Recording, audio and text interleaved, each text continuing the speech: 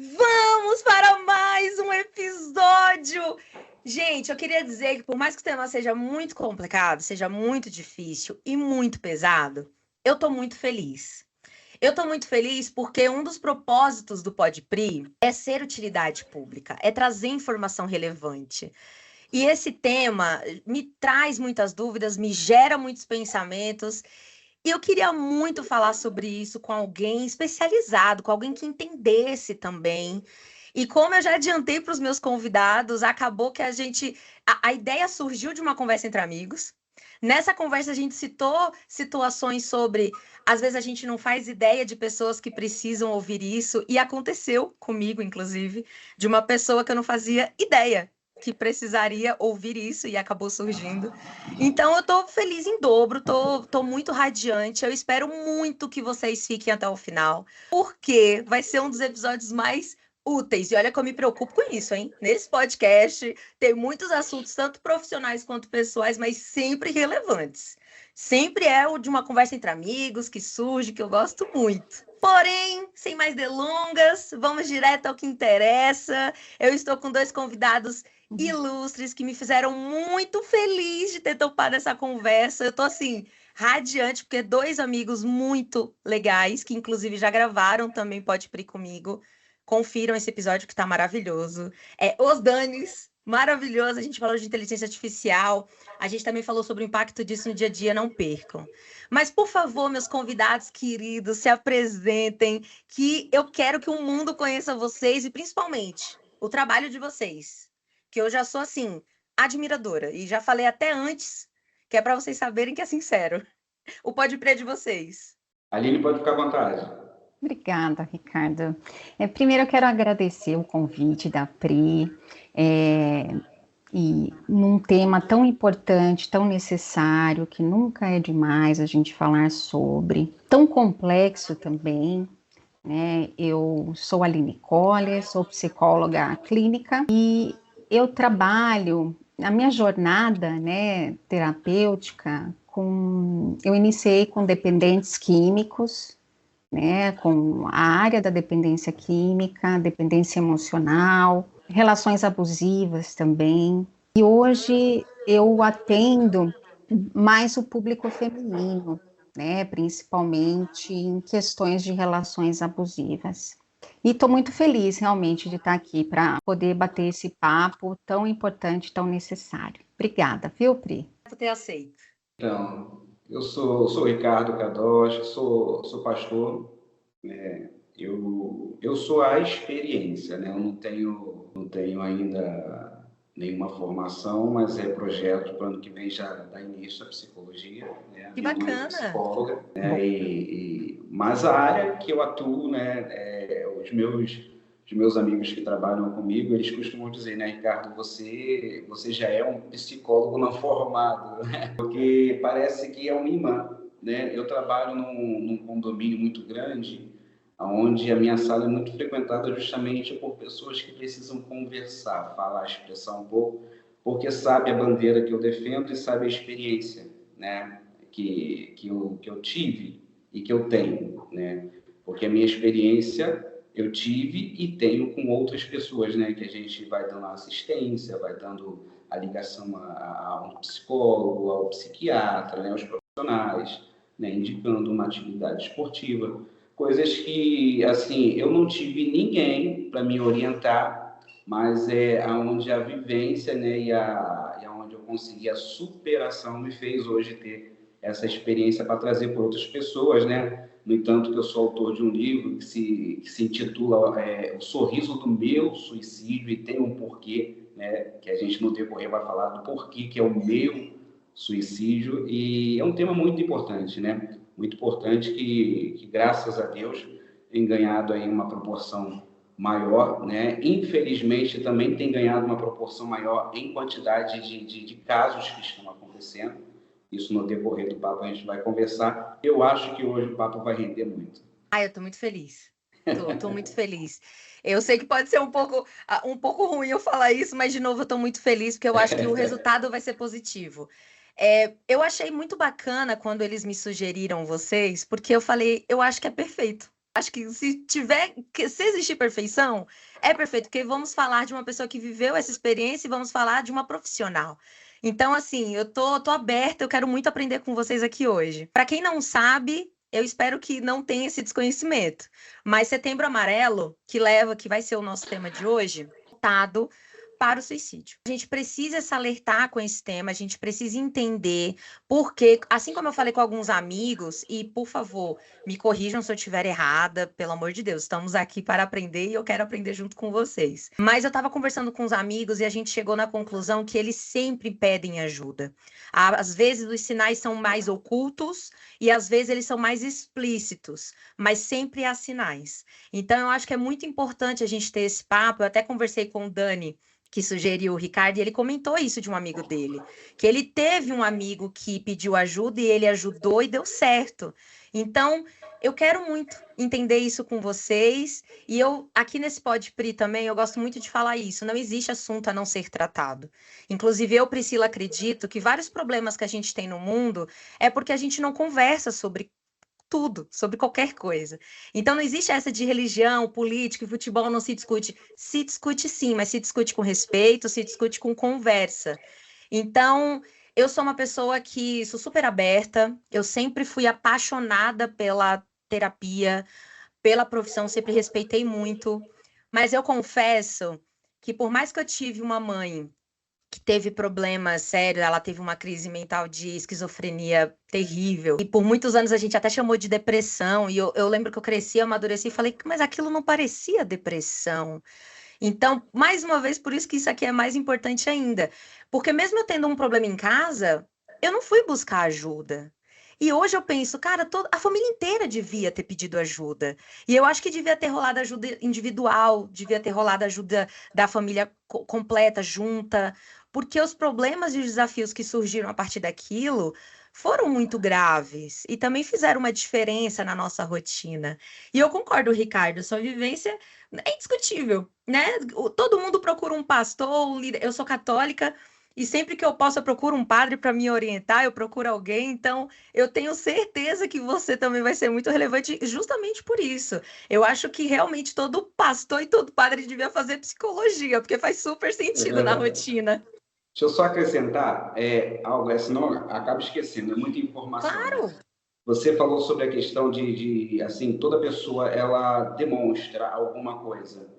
Mas, assim, a pena ressaltar, a Aline, de repente, já pode ter pego um caso semelhante. O homem, ele tem aquela questão meio machista, né? Eu vou te falar que Ricardo, eu sempre ouvi essa questão, nossa, sempre dá sinais. Mas eu tive muito cuidado para não demonstrar sinais, tá? Nem sempre dá sinais. Eu tive muito cuidado. Ninguém via um Ricardo, por isso que o nome do meu livro é O Sorriso do Meu Suicídio, porque o meu sorriso era um sorriso maquiado, né?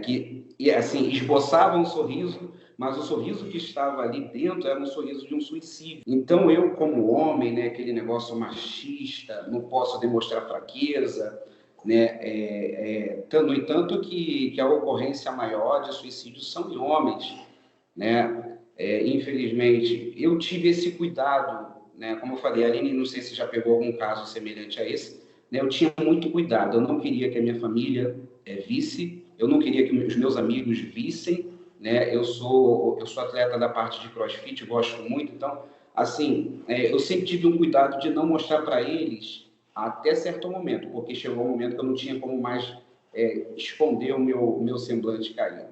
Mas eu sempre tive um cuidado de não demonstrar que eu estava prestes a fazer um autoextermínio comigo. Então, assim, nem sempre vai se demonstrar. Tem horas que a pessoa vai se ocultar. Eu acho que a gente já viu, se eu não me engano, eu esqueci o nome do cantor de rock internacional, eu gosto muito também da música, do som deles, né, que ele na tarde ele faz uma foto com a família sorrindo. Ninguém imaginava.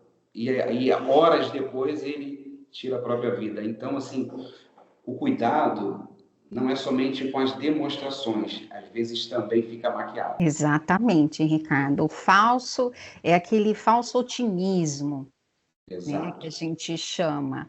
quase que uma forma mais para euforia do que uma felicidade real, inclusive.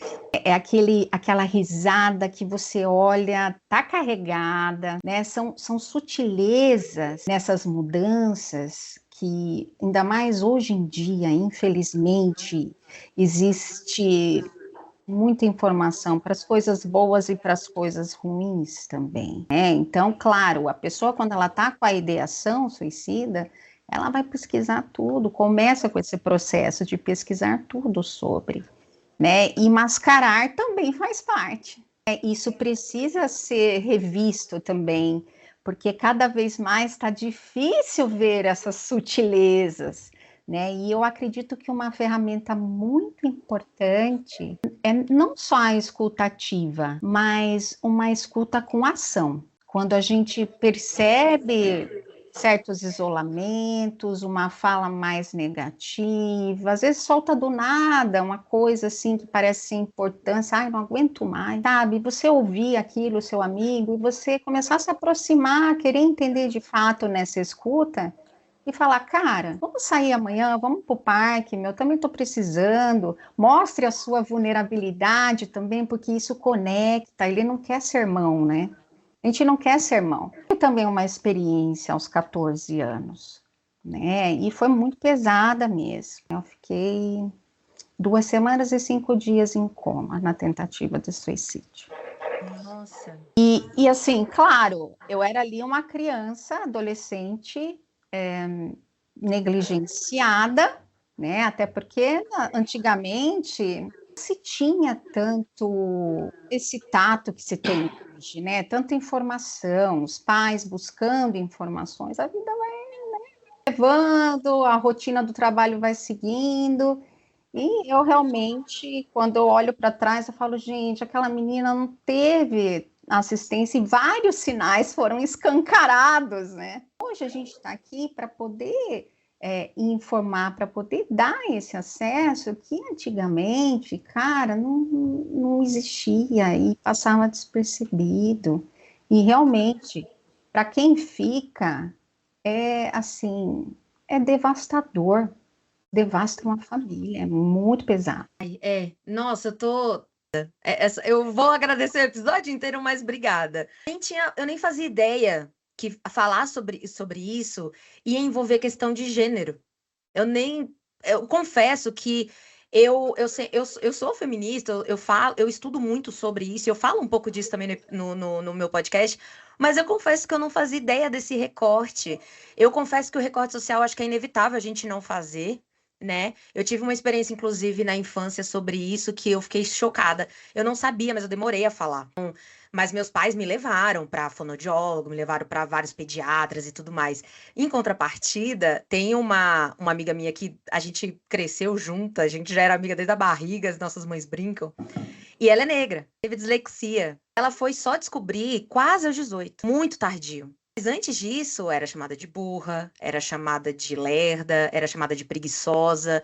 E aí eu lembro de pensar, hoje em dia, fazendo terapia e tendo essa questão mais escancarada, eu confesso para vocês que eu tive o pensamento de, será que se fosse eu a disléxica, não teria sido diagnosticado um pouco antes? Porque eu não tinha parado para pensar nisso. E eu era amiga que ajudava, eu era amiga disso. Então, esse recorte social, ele é muito importante, porque o impacto disso que não causou na infância dela, em hoje ela não acreditar em si mesma, em hoje ela ter várias dúvidas, mesmo quando ela é competente o suficiente. Imagina isso quando a gente fala sobre questões emocionais, que é muito mais pesado e muito mais complicado. Mas faz muito sentido, Ricardo. Você comentando, eu lembrei do melhor amigo do meu pai que aconteceu. Ele, se alguém me perguntasse do seu redor quem poderia, eu nunca colocaria ele, em hipótese alguma, nessa possibilidade. Ele era a pessoa mais feliz que eu conhecia.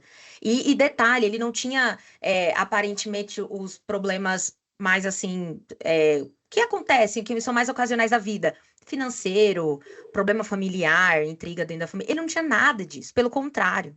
Tava indo tudo muito bem. Só que não, ele estava sentindo um peso a mais. E na pandemia, ele se viu trancado, literalmente. A família teve que trancar ele em casa porque ele era terrível, ele não aguentava ficar em casa. Porque ele era assim, ele era de contato humano, ele era de olho no olho. E aí tiraram isso dele, tiraram o escape que ele tinha. Então acabou acontecendo. Assim que liberaram, ele foi trabalhar, aí foi no trabalho mesmo que aconteceu. Mas o mais importante é que a minha amiga, que é enfermeira, ela disse que reparou.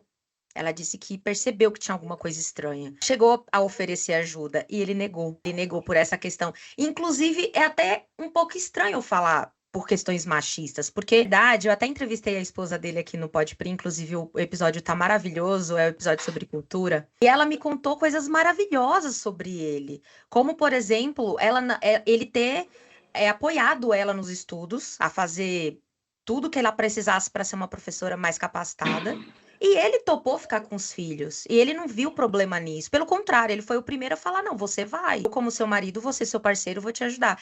Então, quem pensa nas questões machistas primórdios ali atrás, eu fico pensando nas discussões que meus pais teve que realmente envolveram, tipo, de comida, exigir roupa lavada. Ele não era assim. Mas para ele mesmo, ele foi. Então, eu quero muito saber sobre a experiência de vocês. Eu quero muito que vocês compartilhem o que vocês acharem adequado também. Eu quero que vocês se sintam à vontade. E eu quero muito aprender esses sinais, porque, como eu falei para vocês, eu tenho muitas pessoas ao meu redor e eu não fazia ideia. Eu acho que a gente nunca faz ideia, porque é como vocês falaram. O sutil, às vezes, é sutil demais, é como o Ricardo comentou. Ele quis, era um objetivo esconder. E eu, como eu estava até contando, mesmo consciente da importância, eu demorei a buscar ajuda. Eu só fui atrás quando eu estava eu estava isso aqui de um burnout.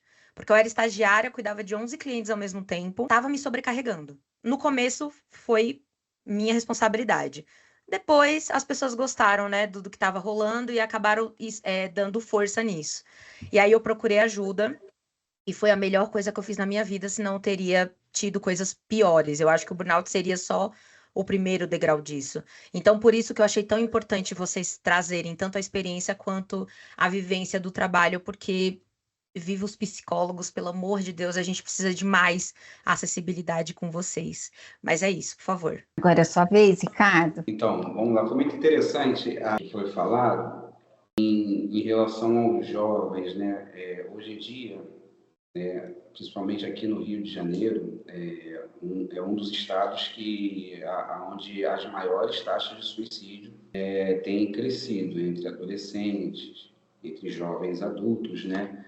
Então, assim, são assuntos que precisam ser abordados. Você vê que hoje em dia a automutilação é vista como uma coisa, um escape normal de um jovem, de um adolescente, que já está prestes a entrar numa porta que pode ser uma porta do autoextermínio, né?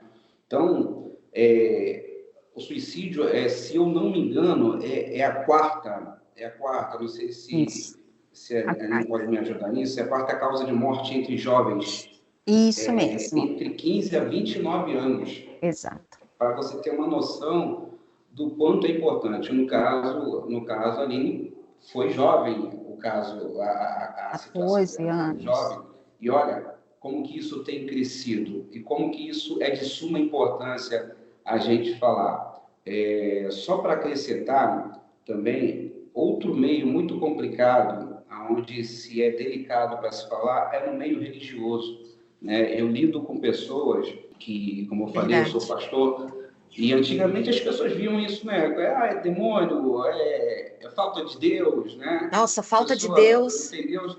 E hoje eu lido com pessoas que são líderes religiosos que não têm a coragem de expressar que estão sofrendo uma depressão, para não mostrar para a sua liderança que está caído, que está mal, né? E quando vai ver, porque também uma taxa que tem crescido são pastores tirando a sua própria vida, né? Então, hoje, o cenário no Brasil de autoextermínio, ele tem crescido muito.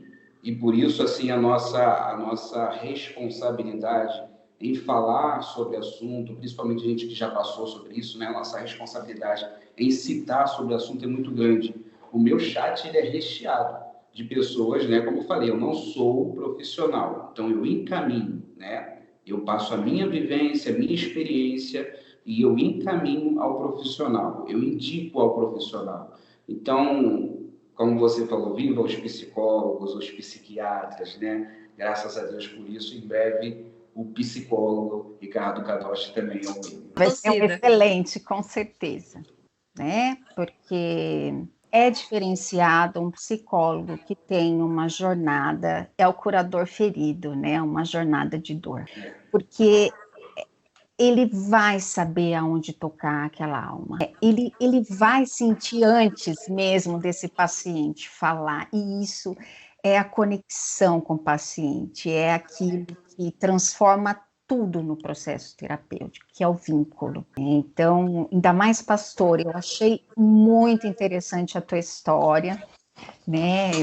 Claro que, como convidada, eu ia ter um colega, eu queria conhecer o colega, e eu achei muito legal, principalmente por essa questão religiosa. E acaba que, ao invés de ser uma libertação, a conexão leva uma barreira, vira uma barreira, né? E isso tem que mudar, né? Eu recebo muitos pacientes que têm travas, não só do evangélico, mas de várias outras religiões, travas que vê ali, gente, a gente precisa saber como acessar essa conexão sem travar, sem tirar a espontaneidade da alma daquele ser, e causar tanta culpa, tanta cobrança que é exigida, né? O próprio ser acaba se achando tão inferior diante de uma divindade tão gigante, sendo que ele é uma partícula, né, daquela luz, daquela fonte, né? Então, nossa, achei muito legal. Então, você vai ser um excelente, eu não tenho dúvida, um excelente colega de trabalho. Obrigado. Gente, eu tô muito feliz, porque eu sou católica desde criança, né? Eu nasci na religião. E eu concordo muito. Nossa, Ricardo, você tocou num ponto que eu acho importante. Eu ouvia muito quando acontecia muito, eu via um certo padrão, vamos dizer assim. A pessoa ficava ali com a depressão velada, né? Então ela fingia muito bem. Ninguém nunca dizia que ela estava mal, porque às vezes era a menina do canto, então ela sempre estava cantando impecável. Às vezes era a menina que ajudava na leitura e sempre estava fazendo as leituras sem problema nenhum. Enfim, era sempre assim. E aí, do nada, muito entre aspas, do nada, parava de frequentar e aí ficava sabendo que estava mal. Mas tá vendo? É porque saiu da igreja. Tá vendo? É porque Deus não tá mais naquele coração. Deus está Isso, pesando a mão. nossa, isso acabava comigo. E assim, eu não via casos, existia esse padrão, né, que eu lembro. Mas os poucos que tinham crise dentro da igreja, inclusive a minha mãe teve a primeira crise dentro de uma igreja. A crise dela foi ela começar a falar coisas muito sem sentido, e aí ela deixou as sandálias que ela estava usando na igreja. E eu era muito criança na época, eu tinha uns 11, 12 anos. E eu só reparei porque a gente na volta passou na casa de uma vizinha. A vizinha olhou para os pés dela e falou: "Ué, você tá descalça desde quando?" E aí eu lembro de pensar nisso. Ué, em que momento que ela ficou realmente? Então, assim, em hipótese alguma poderia ter sido. E a gente tinha uma vizinha evangélica que quis fazer um encontro, um culto dentro de casa, e a gente nunca foi contra nada. Então a gente nunca proibiu nada. Oração é sempre bem-vinda. Só que essa pessoa veio com propósitos errados. Então veio com essa coisa de ela tá endemoniada, ela tá com demônio no corpo, e agitou mais a minha mãe, que já não estava bem. E pior, ela estava naquela fase mais crítica, que é a fase que ela não aceita ajuda. Então ela aceitou essa oração e tudo mais, mas ela não estava aceitando ir para o médico. Ela não era maluca, ela não era doida. Por que que eu tenho que ir para um médico de doido?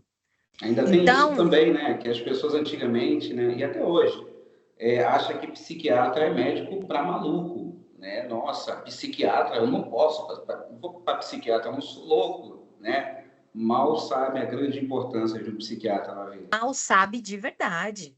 Na vida da minha mãe, então, eu sempre vou dar viva para o médico que cuidou dela, que inclusive ele foi um baita profissional. Ele literalmente, ele sabia tudo que poderia fazer para ajudar, e graças a Deus hoje a gente tem uma ótima relação e tudo mais, porque e ela também não teve mais crises.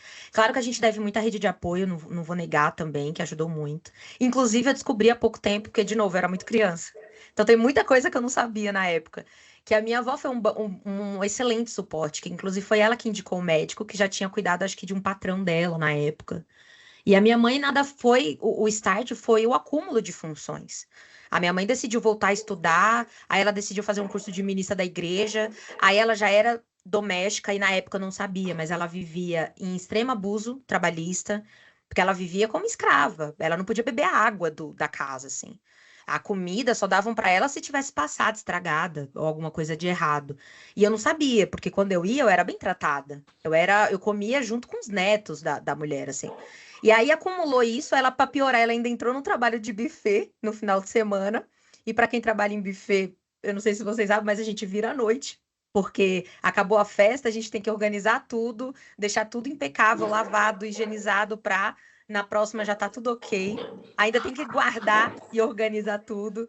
Então, assim, ela se sobrecarregou mentalmente. E não soube lidar com aquilo e não soube pedir ajuda quando foi necessário também. Quando teve o agora eu não aguento mais, ela não soube lidar com aquilo. E depois eu soube que a família inteira dela teve. Inteira. Inclusive, tem um tio que a gente convive, que era o único tio que eu pensei, não foi a família inteira, porque ele nunca teve. É que ele depressão, teve. Pri? Depressão ou surto mesmo? Esquizofrenia, surto de esquizofrenia, pensamento de perseguição, perturbação de ter alguém me vigiando o tempo todo.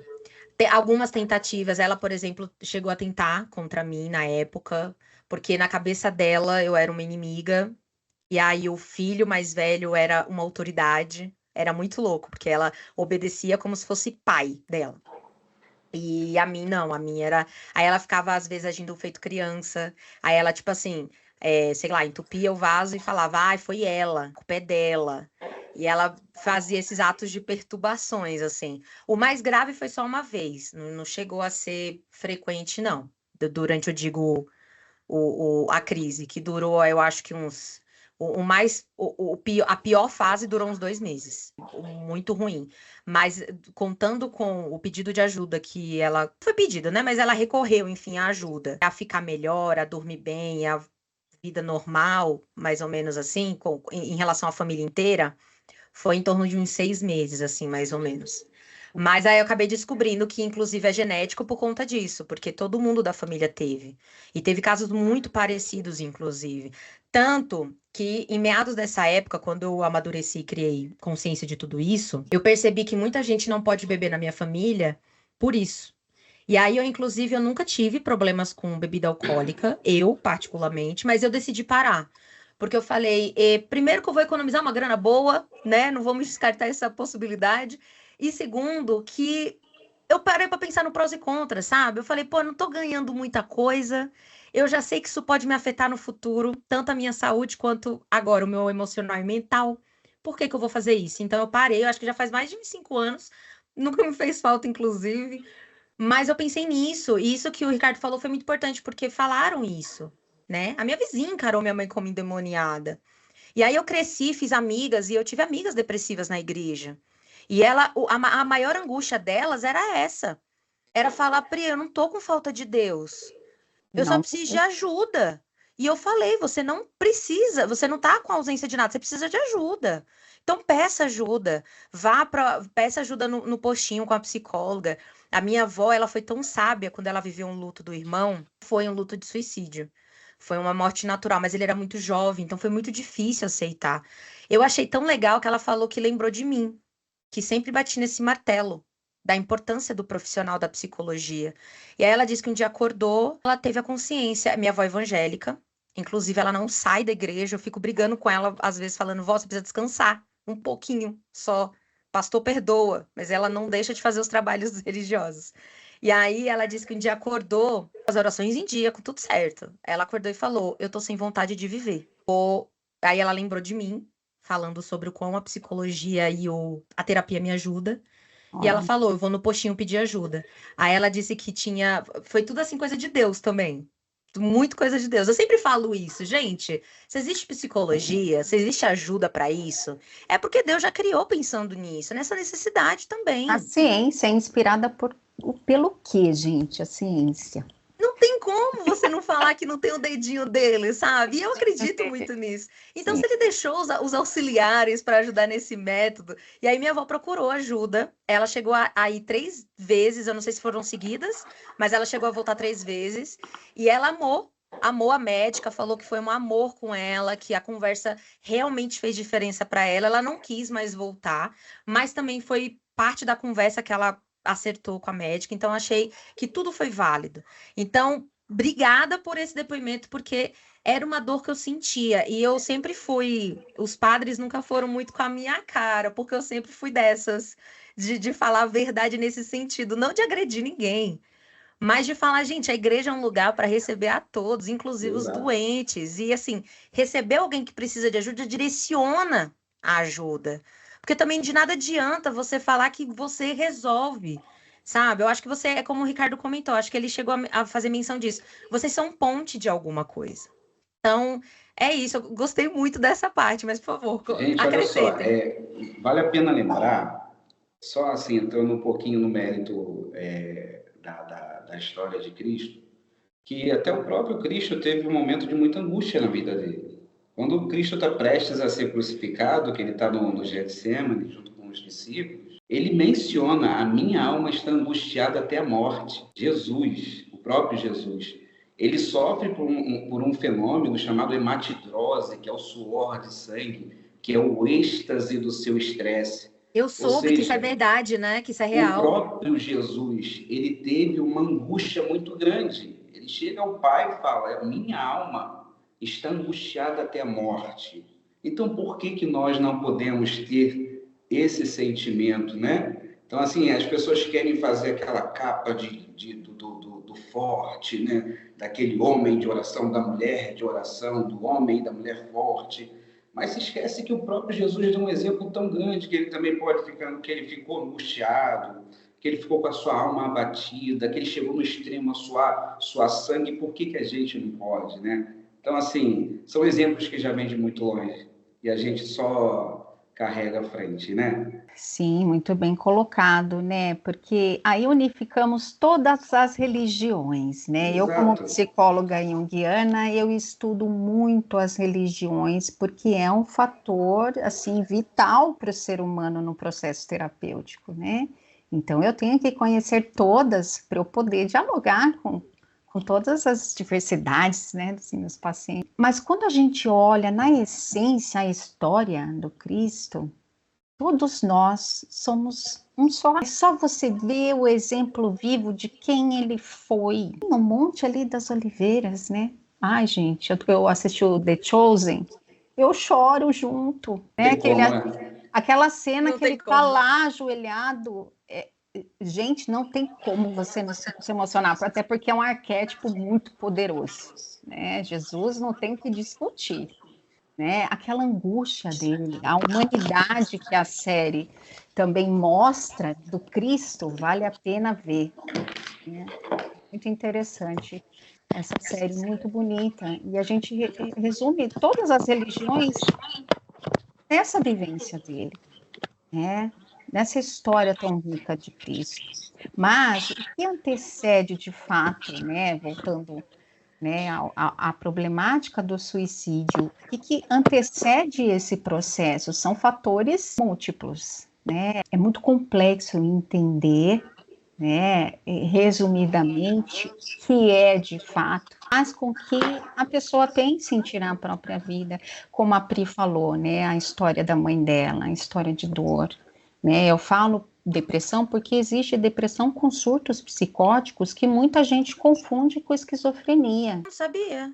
Sim, e às vezes dá um diagnóstico até errado, né? Porque confunde. Tem sim surtos psicóticos de ouvir vozes, de ver, e no fim é um surto por conta da depressão, né? O que provavelmente aconteceu ali? A pressão da cobrança, né, entre o inconsciente e a consciência dela, presente ali, no que estava acontecendo na igreja, no que a palavra talvez esteja falando, foi tanta, porque ela já estava carregando aquilo, que deu o estopim, para ela surtar de vez, né? De deixar, olha que simbólico, né? Ela deixou as sandálias, o caminho dela, os passos dela ali entregue. Ela não queria, né? Ela se perdeu totalmente, né? Então, assim, o que antecedeu os transtornos, né? Os adoecimentos que a alma tem são variados, mas existem alguns específicos que é um adoecimento biológico, né? Isso é que falta muito as pessoas entenderem, né? Essa psicoeducação, a química do nosso cérebro, assim como o pâncreas, fígado, o coração, pode ter alguma disfunção, o colesterol, né? A gente pode ter um déficit de produção de hormônios que nos traz sentido, vontade de viver. Não pode ser falta de vitamina, né? Exato, de suplementação, inclusive, né? Mas é isso que é necessário as pessoas entenderem. Não dá para falar, coração, pare de ter arritmia, falta de Deus. Que sonho, né? Se fosse assim. Ai, para de ser tão ansiosa. Nossa, verdade, né? Eu não sabia que dava. Segura a onda aí, coração. Então, não dá para você. Ai, você sabe que já é assim, por que você está se estressando com isso? É verdade. Então, eu acho que a quebra desse estigma do tratamento do adoecimento, né, das doenças psicológicas, né, fisiológicas que acontecem no nosso cérebro precisam de medicação. Né? Esse é outro tabu. Não vou tomar remédio porque eu tenho Deus. Né? E só para acrescentar, Aline, a importância também de se falar da condição onde é muito complicada, eu falo por experiência própria, sobre a automedicação, né? O que acontece? É muito prejudicial quando as pessoas começam a se automedicar. Hoje, né? Isso aí hoje eu falo sem hipocrisia nenhuma, né? Que eu ainda vivo tentando um desmame de medicações por me automedicar. Então, por isso que é muito importante a procura médica, a procura do profissional, né? Porque é muito fácil hoje, aqui onde eu resido, é muito fácil eu chegar na esquina e comprar uma medicação para dormir. Sem prescrição, né? Médica, tá? Sem prescrição médica. E são esses fatores, né, que acabam entrando nesse detalhe de que quando eu me automedico, né, eu estou solucionando o meu problema, mas não, eu estou aumentando um grande problema que poderia ser amenizado através de um profissional que iria indicar a ordem exata da medicação, né? Então, assim, é muito importante ter o médico e é muito importante entender que a automedicação é muito prejudicial. Exato. Sobre a medicação, eu lembro que quando eu fui buscar ajuda, eu estava num nível de ansiedade tremenda. Porque assim, por que eu peguei muita coisa, né, na época do primeiro estágio? Eu me apaixonei pela publicidade. E quando eu entrei na faculdade, eu fiquei encantada. Falava, gente, é isso que eu quero. E aí, Deus maravilhoso, agindo na minha vida, obrigada a Deus, inclusive, por isso, eu fui mandada embora no mesmo ano, no mesmo mês que eu consegui minha bolsa da faculdade. Eu consegui a bolsa na segunda metade, que é a mais cara, inclusive. Eu fiquei muito feliz, realizada, me senti ali um pouquinho a preferida de Deus, que ele me deu uma forcinha. E aí eu pensei, oportunidade perfeita para procurar um estágio. Quando eu consegui, primeiro que eu consegui uma coisa que na época tinha um estigma de ser muito com nepotismo. Não era qualquer pessoa que entrava numa agência, nem que seja para servir cafezinho. Geralmente era o sobrinho do dono, era o melhor amigo do filho do dono. Sempre tinha uma relação. E quando eu consegui entrar numa agência, eu falei, gente, eu quero usufruir de tudo, eu quero aprender sobre tudo. Eu entrei numa área que eu gostava, eu queria passar por todas. Eu entrei em uma que eu não gostava tanto, mas eu falei, é a minha oportunidade, eu vou abraçar do jeito que dá. E conforme foi passando o tempo, tudo que eu podia agarrar, eu agarrava, e era uma agência pequena. Inclusive era o que os professores diziam, pega a agência pequena que vocês fazem bastante coisa. E nisso eu fui pegando tudo, agarrando tudo. Daqui a pouco eu comecei a perceber que eu não dava conta. Aí eu comecei a chegar mais cedo e sair mais tarde. Daqui a pouco eu comecei a faltar na faculdade. Não estava o suficiente. Daqui a pouco, na semana, eu não estava dando conta. Muita coisa. E aí eu comecei a levar eu mesma, pedindo autorização para levar para casa. Aí eles já deviam ter tido a consciência de responsabilidade, mas óbvio que não tiveram. E aí, quando chegou a um certo ponto, eu ouvi pessoas que me amavam falando: Priscila, não tá bacana esse ritmo. Isso aí que você tá fazendo não tá legal. Mas eu falava, mas eu quero aprender. E tudo que eu tiver que fazer para aprender, eu quero aprender. Eu quero usufruir de tudo que eu puder. E se eu fizer, e eles estão me dando uma baita oportunidade de ser inexperiente e fazer, vai agregar valor a mim, ao meu trabalho. Aí eu lembro de uma amiga, uma prima, minha pessoa maravilhosa, que ela já fazia tratamento por ser bipolar. E aí ela me falava, e ela tinha crises de pânicos horríveis, assim, tudo. E ela chegou a me falar, ela, Priscila, de nada vai adiantar todo esse aprendizado que você tá tendo se você acabar doente. Cuidado. Acho que você devia conversar com um profissional e tal. E ela começou a me orientar e sempre me falando, esse ambiente não tá legal. E eles estavam me cobrando cada vez mais. E aí, conforme eu fui levando para casa, eu fui dando conta de mais coisa. E aí foi me dando mais coisa. Até que um dia eu tive a minha primeira crise de ansiedade. E foi muito maluco, porque foi tudo tão novo. Tava sabendo o que estava acontecendo comigo. Então, na época, eu nem consegui chamar isso de crise de ansiedade. Ele me pediu, eu nunca vou esquecer, ele me pediu para fazer uma apresentação de 20 páginas. E eu fiquei até umas 8 horas, o prédio fechava às 9. Lembro que tava tendo o jogo do Corinthians, e por que que eu lembro do jogo do Corinthians? Porque o porteiro era corintiano, ligou proferindo ofensas horríveis, porque ele botou a culpa em mim, tipo, você tá trabalhando até hora, você acha que a gente não tem família? Eu tava querendo ver meu Corinthians, e me chamou de várias coisas horríveis. E eu lembro que aquilo me tocou num lugar diferente. Mas aí eu acabei a apresentação, era 9h05. Eu até lembro disso, que o prédio era familiar. Então era corporativo, mas o dono, que tinha uma empresa lá, ele era dono do prédio inteiro. Cliente nosso. Aí a gente não cobrava FII, eles meio que disponibilizavam um aluguel, assim, digamos assim. Eu lembro que quando eu fui mostrar pra ele, ele virou pra mim e falou assim: a sua colega tem razão, acho que 3 páginas resolve. E era para uma reunião do dia seguinte, às 8. Detalhe que eu entrava às 10, né? Já tava tudo errado aí. E aí eu comecei a chorar, desesperadamente. Mas eu não conseguia parar. Eu lembro do meu olhar de tanto que eu tava enxugando.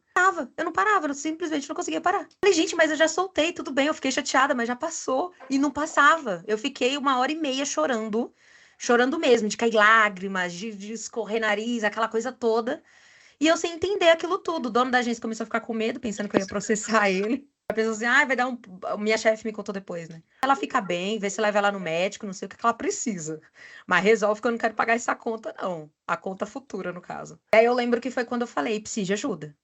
Preciso de ajuda. E aí eu fui pra terapia. A experiência não foi tão bacana logo de cara. Mas eu tenho uma coisa comigo, eu sou determinada. Se eu reconheço que eu preciso de algo, vou a fundo até encontrar alguma coisa que faça sentido. Então, eu fui numa primeira terapeuta que ela me meteu mundos e fundos. Ela literalmente me prometeu milagres. Já começou errado, né? Ela falou que eu tinha um botãozinho, sabe, interruptor? Dentro de Psicólogo mim. não promete nada. Era só apertar, Priscila. Eu te ajudo a apertar esse botão. Eu falei, nossa, é só apertar um botão? Eu quero apertar o botão. Que se fosse assim. Quem dera! E aí eu lembro que eu fui em 2 consultas com ela. A primeira, ela me fez a promessa. A segunda, ela me fez... Assim, não? Gente, tem como piorar. Na segunda consulta, ela me fez esperar 4 horas para ser atendida. Meu Deus. E eu precisando de ajuda, eu falei. Ela quer competir comigo quem vai demorar mais e quem vai esperar, porque eu espero. Eu não tenho problema nenhum, eu vou esperar, eu preciso de ajuda. Talvez não ajuda dela, exatamente, mas eu precisava de ajuda. E aí a galera eu comecei a perceber que tinha muita galera reclamando, me contaram que ela é desse feitio mesmo, aí eu fui na balconista e falei, pra recepcionista, na época eu fazia o convênio do meu pai, e falei, olha, é o seguinte, eu preciso de ajuda. Essa médica aí, pelo jeito, não tem responsabilidade nenhuma, mas eu tenho responsabilidade comigo mesmo. Então eu quero alguém que me ajude. E aí ela me passou com uma maravilhosa Dani, que eu tenho uma boa experiência com Danis. Danis me ajudam muito. Era a Daniela, um amor de pessoa. Eu só parei de passar com ela porque entrou a pandemia. E aí, quando liberou a pandemia, porque era convênio, não tinha um online ainda. Quando liberou, ela começou a tentativas de engravidar. E aí ela falou, Pri, infelizmente eu não vou poder te atender, porque eu tô com gravidez de risco, né? Porque ela já era um pouco mais velha. E aí eu não posso correr o risco de perder o bebê se eu for para as consultas. Então eu tô suspendendo. Ela até parou de trabalhar com o convênio. Mas eu lembro que ela me fez uma conversa, eu tive uma conversa com ela que eu nunca vou esquecer. Primeiro que ela me deu força, a gente trabalhou muito para mim ter uma conversa com... E eu falei para ela, olha, o meu desafio é conversar com ele sem chorar. Porque eu não conseguia ter conversas difíceis sem chorar. Eu odiava porque me chamavam de sensível demais, me chamavam de muito sensibilizada. E eu não gostava daquilo. Então, quando a pessoa me pressionava, eu começava a chorar. E eu sabia que ele ia me pressionar. Eu sabia que ele ia tentar me ofender, que ele ia tentar me colocar pra baixo. Então, eu precisava me preparar para aquilo. E aí, quando a gente estava se preparando, ela foi conversando comigo sobre a medicação. E eu tinha preconceito, porque eu vi minha mãe como ela ficou medicada. Eu falei, como é que eu vou trabalhar se eu ficar daquele jeito? E eu fui sincera com ela. Eu fui sincera, eu falei tudo que eu sentia. Falei, espero que a senhora me perdoe, porque eu sei que isso vai ser horrível, mas eu vou falar a verdade. E aí, quando eu falei, maravilhosa, ela foi muito acolhedora. Eu nunca vou esquecer que ela me deu uma breve explicação. Ela, Pri, se eu quiser montar um jardim aqui no meu escritório, é só jogar terra e plantar? E não. Ela, então, eu vou ter que pensar, né? Ou eu vou comprar um vaso grande, ou eu vou cavar um buraco aqui no meu chão. Eu vou ter que preparar o ambiente, não vou? Vai. Aí ela, então, o remédio é a preparação para o seu bem-estar. Então, às vezes, você pode até tentar sozinha, mas você não vai conseguir. Eu não tô dizendo que você vai tomar, porque eu não cheguei a esse ponto ainda. Se você tomar, não vai ser eu que vou te indicar. Eu vou pedir para você se encaminhar para um psiquiatra. Aí foi quando eu entendi as diferenças de profissionais. Lá com ele, vocês vão conversar e alinhar outras coisas. Então, primeiro, vamos cuidar dos nossos desafios, dos seus desafios, do que você quer lidar, o que você quer aprender. E por mais que ela não tenha continuado comigo, ela me deu ensinamentos para o resto da vida. Por isso que hoje eu olho para o Setembro Amarelo ou para os amigos que eu tenho, eu vejo que falam muito sobre isso, né? Hoje está todo mundo ansioso, hoje está todo mundo depressivo. Eu acho que sempre houve isso. Olha a família da minha mãe, que sempre teve casos. A diferença é que hoje a gente está mais com coragem, está mais encorajado a falar.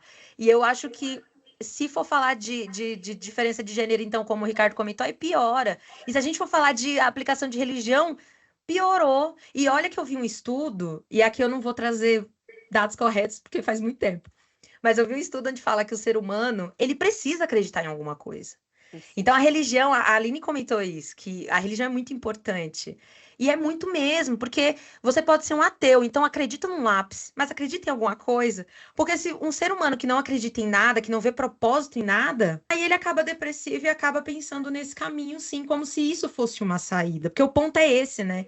O suicídio não é saída, não é solução. Aí vocês me falando isso... E estudos, a medicina também está evoluindo, né? A nossa consciência, ela se mantém. Então, não é o fim. A USP, uma das maiores universidades, já estão comprovando isso, né? Essa questão do pós-morte. Como que é o pós-morte? Né? Você acha que realmente ali zerou? Não, vai ficar pior, né? Porque se toda ação tem uma reação, qual é? O livre-arbítrio é dado, né, ao nosso presente. Nada interrompe o nosso livre-arbítrio, as nossas escolhas. Mas a consequência delas, elas são certas, você vai ter que arcar, né? Então, se a gente for pensar em toda a nossa trajetória de vida, depois dela, não vai ser diferente, né? Não vai ser diferente, vai ser igual. Ou até mais, porque vai ampliar nossa consciência. O ego, ele é muito limitado. Ele precisa acreditar que existe algo superior para poder entregar. Porque se você fala de morte para o ego, ele não vai entender. Mas se eu transcendo a um poder superior e tenho essa relação com ele, com esse poder divino, eu começo a entender que esse ego, ele é muito limitado e que eu sou uma totalidade, eu sou algo muito maior a esse complexo, né? O que acontece, né, o burnout também é um dos maiores fatores. Não é à toa que agora a gente tem uma lei para proteger os funcionários, porque os ambientes corporativos perderam a mão. São empresas que fabricam adoecimentos. Depois da pandemia, isso agravou muito mais, né? Porque muitos foram mandados embora, né, com a crise, e um trabalha por 5. Tem que acabar, né? As políticas públicas precisam, sim, colocar a saúde mental como prioridade, né? Nossa, como eu queria o profissional, o psicólogo, acesso a todas as comunidades, mas sozinha a gente não consegue, precisa ter uma organização maior, e a gente tem que cobrar isso da saúde pública, né? Porque além do falso otimismo, né, existem aí fatores que adoecem, que antecede um suicídio, né? A dor humana, o desespero, questões financeiras, a comunidade LGBT. É assustador, né? Como são comunidades que sofrem, né? São fatores de suicídio. Então, a gente precisa olhar também o antes, o que está produzindo esse aumento, né? Porque claro, a campanha é importante, mas existe um trabalho gigante a ser feito, porque senão, né, só isso não vai sustentar. Setembro também, né? Pois Exato. É muito interessante. Eu estava até conversando com a Pri, né, nos bastidores, né, Pri, sobre que eu tenho um projeto, né, de um podcast. E nesse podcast eu até comentei com a Pri que eu quero trazer alguns representantes do governo, né, alguns representantes como vereadores, possíveis deputados, né, para trazer, né, porque o meu podcast, que eu já intitulei Papo de Vida, vai abranger toda essa área, né? Então, eu quero trazer eles porque eu quero exatamente trazê-los para a responsabilidade de entender essa importância, entendeu? Porque a gente não é só a rede de apoio àquele que está pensando no autoextermínio. A gente falou no início sobre aqueles que ficam, porque existe uma estatística que 8 pessoas ao redor daquele que tirou a sua própria vida pode se levantar com a mesma vontade, né? Então, assim, existe um tratamento àqueles que ficaram também, né? Eu lembro de um podcast que eu participei, que um amigo, né? Ele falou assim, cara, como eu lamento, né? De ter te olhado e de não ter visto no meu amigo o que ele estava sentindo, de não ter me aproximado mais de você quando você mais precisou, né? Sabendo que um dia você não poderia estar aqui, né? E ao seu redor, né? Pessoas como seus filhos, seus parentes, seus amigos poderiam também estar se levantando nessa estatística porque você entrou para a estatística. Então, assim, nesse meu podcast, que certamente vocês vão participar, já está aceito o convite, por certamente mim. Já estão intimadas. A gente vai trazer isso, eu quero trazer isso, a responsabilização para os governantes verem com outros olhos a importância, né? Eu já visitei alguns locais, né, aqui ao redor, mas não tem aquele cuidado com o olhar que a gente tem, né? Eu não tenho intenção nenhuma em entrar nessa área, eu não tenho vontade nenhuma de entrar nessa área.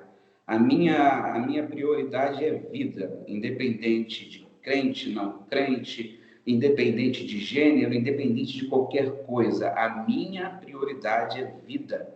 No meu chat, no meu direct, eu tenho pessoas de tudo quanto é tipo, me procurando, falando, conversando, às vezes só querendo colocar para fora. Eu quero rapidamente, experiência. Uma pessoa queria conversar comigo, mas queria pessoalmente. Aí que vale a pena a gente pensar assim, como que é importante a gente dedicar um pouquinho do nosso tempo para essas pessoas. Exato, né? E eu sou muito corrido, eu tenho muita atividade, como eu falei com vocês, eu cuido de um condomínio grande pra caramba. Aí essa pessoa, ela só queria almoçar comigo e eu não estava entendendo o porquê, quando veio aquele estalo, que é falar. Marquei com essa pessoa, esse rapaz foi, almoçamos juntos, conversamos, ele riu. No final do almoço, ele me deu um bilhete. Esse bilhete era a carta de despedida que ele tinha, né? Ou seja, depois, por telefone, nós conversamos e ele falou, cara, eu precisava conversar com você, a experiência, com a voz da experiência, eu precisava conversar com você. Fiz o acompanhamento dele, indiquei ele para os profissionais, indiquei ele a atividades físicas e hoje ele está outra pessoa. Ou seja, existe uma importância muito grande. É um propósito, né? Existe uma responsabilidade muito grande, né? Como você falou, Aline, os governantes eles têm que olhar com um olhar mais apurado para essa área, porque, assim, eu sei na pele, você sabe na pele o que é sentir isso. Eu senti sozinho, eu não tinha ninguém ao meu redor, não tinha ninguém. O que me segurou, eu posso falar que a minha experiência foi essa, o que me segurou em vida foi a mão do próprio Deus, porque eu não tinha ninguém. Ninguém, era só eu, o meu projeto e um quarto, só isso. E hoje a gente entende o porquê, né? Pois é, e hoje, quando eu vejo os frutos, e não é só você olhar os frutos, você olha os frutos com a responsabilidade que você tem, assim, é coisa maravilhosa de você ver uma pessoa que ontem estava chorando com vontade de tirar a sua própria vida e hoje está no meio da família, está bem, está se recuperando, está recuperado, assim como eu sou recuperado, graças a Deus. Exato. Então, assim, muito importante o que você falou sobre a questão de a gente trazer para os governantes essa responsabilidade. E eles vão ser confrontados no meu podcast. Ai, adorei. Já gostei também.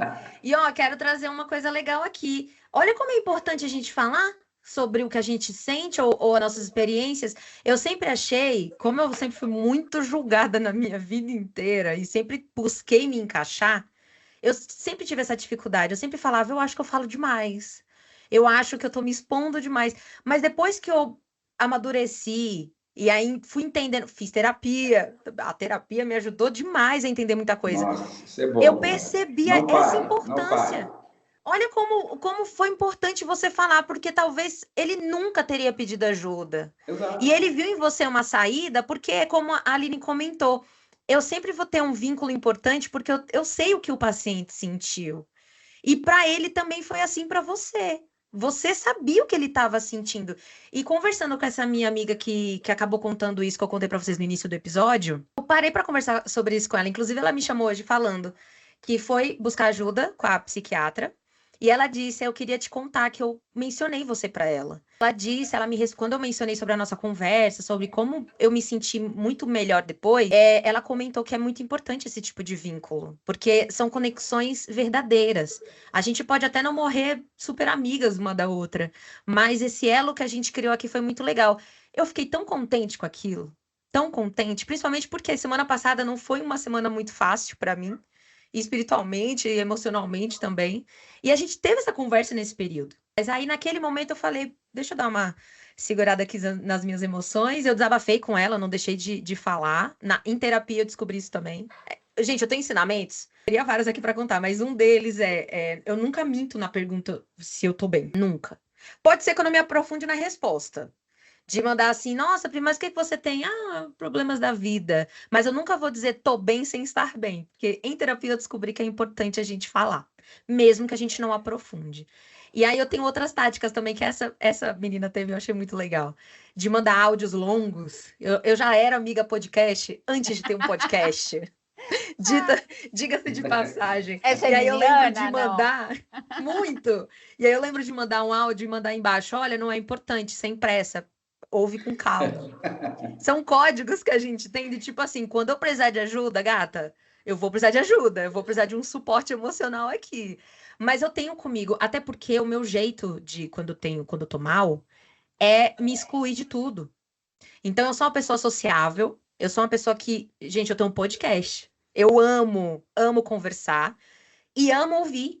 Então eu tô amando aqui a experiência que eu tô trocando com vocês e o ouvir que vocês têm para me trazer. Então eu gosto muito de falar, mas eu gosto mais ainda de ouvir histórias. Quando eu tô mal, eu me excluo. Eu não falo para ninguém. Dos sintomas, dos sinais também, né? Não peço ajuda. O meu terapeuta vive não brigando comigo, imagina, ele é um amor, mas ele sempre fala para mim, ele sempre chama minha atenção, vamos dizer assim. Pri, quando tiver mal, manda uma mensagem. Mas sabe por que eu não mando? Na minha cabeça eu vou atrapalhar. Ah, ele vai estar em atendimento. Ah, ele vai estar aí. Só que no fundo, tá tudo bem. O máximo que pode acontecer é ele demorar. O máximo que pode acontecer é ele não me responder de imediato. E talvez ele não possa, sei lá, fazer uma chamada na hora. Mas ao invés de pensar nisso, que tá tudo bem eu pedir ajuda, eu não quero atrapalhar. Aí daqui a pouco, aí um amigo chama e fala, eu tô sentindo que você não tá bem. Eu tenho algumas assim ao meu redor. Eu sei que você não tá legal. Ah, eu não quero, porque senão eu vou te contaminar. Eu vou mandar essa energia ruim pra você. E aí eu lembrei disso, porque eu falei, gente, não pode ser assim. Vocês citaram também sobre jovens, e quando eu compartilhei sobre a nossa conversa, teve um dado que eu coloquei lá, né? Quero trazer uns casos que eu quero muito saber a opinião de vocês, mas que me entristeceram muito, inclusive. A OMS divulgou, né, que mais de 700 mil pessoas entre 2011 e 2022, infelizmente a gente sabe que essa taxa só faz crescer, cometeram suicídio por ano. Isso. E 6% dessas 700 mil pessoas são jovens, no Brasil, claro, né? São jovens. Jovens entre 11 e 15 anos. É uma faixa muito curta. E esse dado me fez lembrar de dois casos. Primeiro, como vocês sabem, eu sou publicitária, então sempre estou de olho nessas notícias. O primeiro é que as crianças estão pedindo menos de presente, brinquedos. Estão pedindo mais produtos como o da Sephora, por exemplo. E Sephora, querendo ou não querendo culpabilizar a loja, longe disso, mas ela vende produtos voltados para adultos. Eu lembro da minha mãe comentar que quando eu comecei a ficar muito vaidosa, eu lembro de pedir para minha mãe coisa, e minha mãe falava assim: sua pele, seu cabelo não precisa desse tipo de coisa. Não ainda. Um dia vai precisar. No futuro, se eu soubesse que eu ia pintar meu cabelo de azul, eu teria previsto que eu nunca mais ia poder lavar o cabelo sem passar uma máscara antes, além do shampoo e condicionador. Mas naquela época, não tinha necessidade. Porque a minha pele, a pele jovem, inclusive é por isso que tem tanto disso, né? Ai, deixar a pele mais jovem, rejuvenescer, esse produto rejuvenesce. Porque quando você é jovem, seu nível de colágeno, seu nível de todas as vitaminas possíveis e inimagináveis estão em alta. Então você não precisa. Contrapartida a esse dado horroroso, é que muitas crianças estão pedindo, estão fazendo esse tipo de compra de skincare. Adultização, né? Da adultização. Inclusive, fiz um episódio maravilhoso, que é o que antecede esse, que vai pro ar, que eu falei com uma jornalista, que é mãe de 2 meninas. Não percam, porque também tá maravilhoso o tema. Uma outra coisa que me assustou, que inclusive o motivo vai linkar com esse primeiro dado que eu passei, é que tem crianças que estão querendo mudar cirurgicamente o próprio corpo. E aí, por que eu tô citando isso aqui, né, com vocês e falando desse tema? Eu vi um caso de uma menina específica, que ela é do Oriente, agora eu não sei que país exatamente, mas que ela aos 12 anos iniciou as cirurgias. E aí, quando eu vi aquela matéria, eu pensei em duas coisas. A primeira que eu pensei foi: gente, aos 12 anos, o meu corpo estava longe de ter finalizado, estava começando a puberdade. A segunda coisa que eu pensei: como tá a cabeça dessa menina? Como tá a mente dela? Porque assim, eu entendo que a pressão estética afeta. Eu lembro de quando a minha cabeça mudou nesse sentido. Eu lembro exatamente do dia que eu parei de me olhar com afeição no espelho e comecei a me autocobrar. Por que aquilo tava daquele jeito? Por que aquilo tava daquele outro? Então, eu confesso que eu entendo essa parte por ser mulher e tudo mais. Mas eu fico imaginando o que se passou na cabeça dessa menina. Eu nem quero colocar um mérito aqui dos pais irresponsáveis que não viram isso e permitiram, porque uma menor de idade não pode entrar numa cirurgia sem autorização. Mas eu não vou entrar nesse mérito, até porque, de novo, eu não lembro o país exato que aconteceu. Mas ela fez a cirurgia, ela hoje tem 16 anos. E ela ainda disse: eu não parei, porque eu ainda não cheguei no meu objetivo. Detalhe que o padrão estético ele foi feito para ser inatingível, né? Porque se ele for atingível, o mercado estético quebra, basicamente. Então, por mais que a gente tenha consciência disso, a gente também, infelizmente, tem a distorção de imagem. Mas, vinculado a tudo isso, é o impacto que as mídias sociais têm. A Aline comentou a questão de ações públicas, o Ricardo completou falando que vai pressionar nesse sentido. É muito importante, porque a regularização das mídias sociais, por exemplo, nesse fator, é imprescindível. As redes sociais, se o algoritmo, se você pesquisar uma coisinha de skincare, você vai receber coisas de skincare o resto da vida. E se você for ver os vídeos de tutoriais, é de crianças. Crianças que nem precisam daqueles produtos. Então, eu queria muito trazer isso para vocês, e eu nem estava na pauta, na verdade. Mas vocês citaram o quão importante, porque a gente tem, a gente comentou de religião, tem criança na religião também. Eu lembro de ter amiguinhas quando eu fui coroinha, gente, fui dessa fase. Na minha fase, inclusive, era Marianinha, não era nem coroinha, porque como eu era menina. E eu lembro de ter amiguinhas que passavam batom, passavam base, e eu lembro que aquilo para mim era tipo assim, primeiro que minha mãe me proibia. Segundo que eu falei: pra quê? A gente tá na igreja. Pra mim, ir para a igreja era sinal de me vestir bem, porque eu estava indo para casa do meu pai, né? E meu pai é dono de tudo, então eu tenho que ir bem vestida para me encontrar com ele. Apesar de ter a sensação de sempre que ele estava andando comigo o tempo todo. Mas eu fiquei pensando nisso, tipo, a minha mentalidade quando eu era nessa época, por mais cura que fosse por conta dessa questão toda, né? Pressão social, escola pública não é muito fácil, né? Crianças e adolescentes são terríveis. Mas por mais que houvesse toda essa bagunça natural da puberdade, se eu cogitasse entrar na faca, mudar meu corpo enquanto ele tá em mudança. E aí a Aline também comentou questões de fisiologia. Que loucura dentro do corpo dela. O cérebro já é confuso para entender a puberdade. Por isso que adolescente é perturbado. Aí como é que funciona isso na prática quando você entra e faz uma interferência desse tamanho todo? Por isso que a gente vê crescendo cada vez mais, né, a taxa, né, os índices pelos jovens, porque existe toda essa bagunça hormonal em cima a um fator externo caótico, né, onde não se consegue construir relações reais, verdadeiras, onde você pode se expor como você é e ser acolhido, não é o contrário, né? As escolas, né, também, como que lidam com bullying, que também é um fator muito forte, né, Verdade. do suicídio. O isolamento, que é o que mais machuca, quando eu vejo os relatos da escuta mesmo terapêutica, sim, existem as ofensas, mas chega um momento que as ofensas não se ouvem. Eu mesma passei muito por bullying quando criança, meu Deus do céu, né? Mas o isolamento é o pior, sabe? É ver um grupo se reunindo para te excluir, né? Então, assim, é um fator muito sério que causa, assim, junto com os hormônios, a falta do controle da impulsividade. Então, veja só, né? É o fogo e a gasolina. O quanto os pais precisam estar atentos o tempo todo, né? E mesmo assim, gente, é importante colocar que seja ela a caridade ou a empatia, né, Ricardo? Porque ali foi um ato de total caridade e amor. Você é referência nesse assunto. Então, se qualquer pessoa que te acesse, você tem que largar tudo e ir. É missão, não tem? Entendeu? É missão. É porque a gente sabe que é um pedido de socorro, né? Mas não temos o controle. Porque é muito importante para os que ficam entender isso, né? Que sim, é capaz da gente não ver os sinais. Eu perdi no começo do ano um amigo meu, psicólogo. Ele deu a live na mesma noite que se matou. Aquilo para mim foi assim, e foi um ciclo, né? Porque a mãe dele, ele pequeno, pegou a mãe, se matou, ele que viu a mãe. E uma vida toda de luta contra a depressão, o autismo. A vida já era custosa, né? Era difícil lidar com todas as questões. Então, como que você controla uma história de vida, né, de uma depressão crônica que luta com autismo? Como que você vai saber o termômetro? Porque é essa oscilação o tempo todo, né? E o homem, ele tem uma capacidade de embotamento emocional impressionante. Tem que ter muita experiência clínica para você pegar as nuances.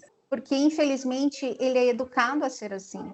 Estamos mudando. Graças a Deus. Né? Mas a maioria não tem a habilidade de lidar com esse emocional. Então, eu não entro em contato.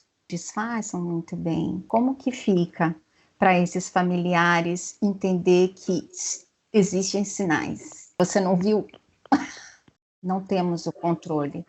O que a gente faz é o nosso melhor em todo momento. Essa escuta, num churrasco, sabe, nesses lugares que você nem, né, você está ali na feira, mercado, no caixa, e você percebe algo esquisito, uma fala estranha. É ali que você, dando a sua escuta, o seu olhar de amor, o seu sorriso, um sorriso, é uma gentileza. O mundo precisa voltar a exercer esse amor sem intenção, que é isso que nos preenche, nos preenche, nos dá sentido, né? Não é esperar do outro, ai, me dê amor, me dê amor.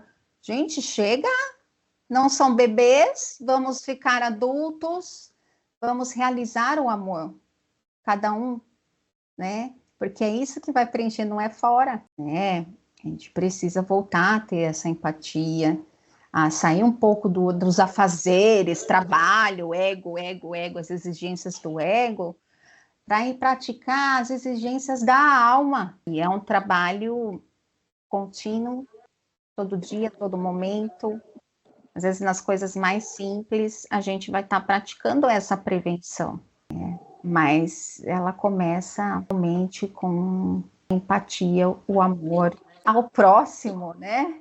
Voltando a Cristo, amar o próximo como a nós. É o que ele trouxe. Ele veio passar tudo o que ele passou dizendo isso, para dizer isso, né? Porque os milagres era simplesmente para São Tomé, né? O ser humano ele vai ter que ver para crer.